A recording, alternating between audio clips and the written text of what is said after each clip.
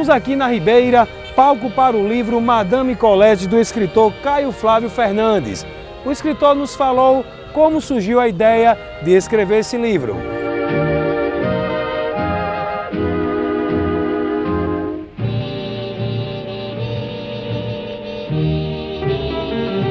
Essa ideia de escrever esse livro partiu da minha infância. Eu tive uma infância que o bairro da Ribeira era uma transição entre a minha residência, a residência dos meus pais, e o veraneio na Praia da Ridinha. Então eu transitava por esse bairro durante esse período da infância e ouvia de meus pais, dos mais velhos, as histórias sobre esse bairro, que foi onde deu origem a toda a história da cidade do Natal. Os americanos tiveram em Natal no período de 1944 a 45, que foi o término da Segunda Guerra. Eles ocuparam a base aérea de Parnamirim, que recebeu então o nome de Parnamirim Field, que era campo de Parnamirim.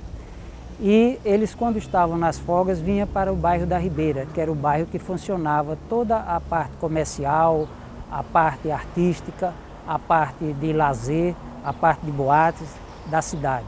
Então eles frequentavam essa parte e aí é que se desenrola totalmente a trama e a ficção do livro que eu resolvi escrever sobre esse período. Madame Colette é um romance ambientado na Ribeira, em Natal, durante a Segunda Guerra Mundial. Conta a história de uma dona de cabaré com descendência francesa que sai da Lapa carioca e se torna confidente de políticos e autoridades. Caio Fernandes fala do casarão que ainda existe na Ribeira e serviu para a capa do seu livro.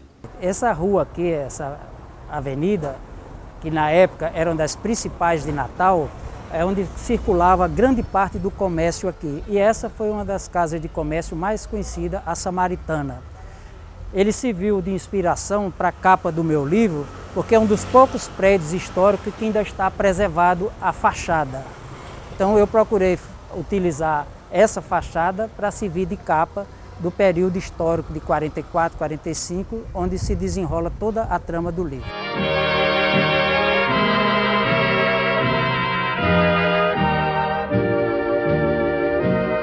O escritor Caio Flávio Fernandes também nos falou da importância de Augusto Severo para a história da nossa cidade.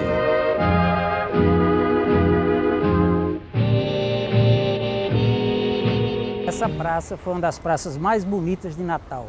Infelizmente, o tempo e a insanidade fez com que tudo isso fosse destruído e completamente modificado.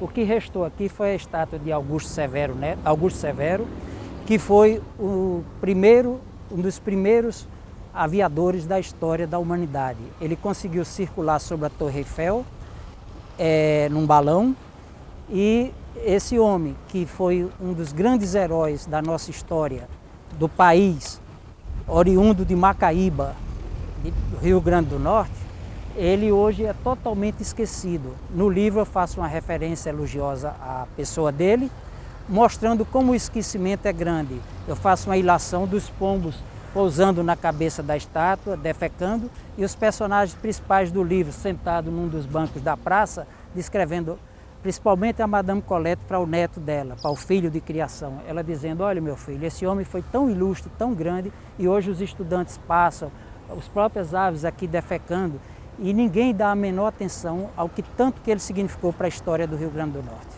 e do Brasil.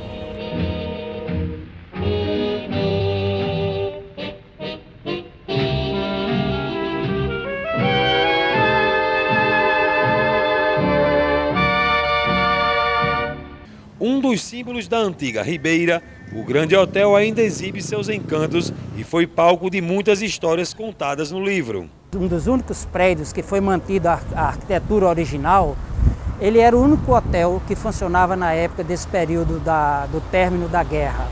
Aqui se hospedaram as tropas americanas de maior patente, os oficiais mais graduados. Aqui se hospedavam os nossos políticos em trânsito, e aqui funcionavam como uma espécie de QG dos partidos políticos que tomavam as decisões da cidade. Esse hotel era o único da cidade e que tinha uma arquitetura muito peculiar, formando uma espécie de um U, onde em cima tinha os apartamentos e no andar térreo tinha um restaurante e uma varanda. Nessa varanda, grandes decisões políticas do Estado foram tomadas nos almoços dos partidos políticos de então e das autoridades constituídas da época.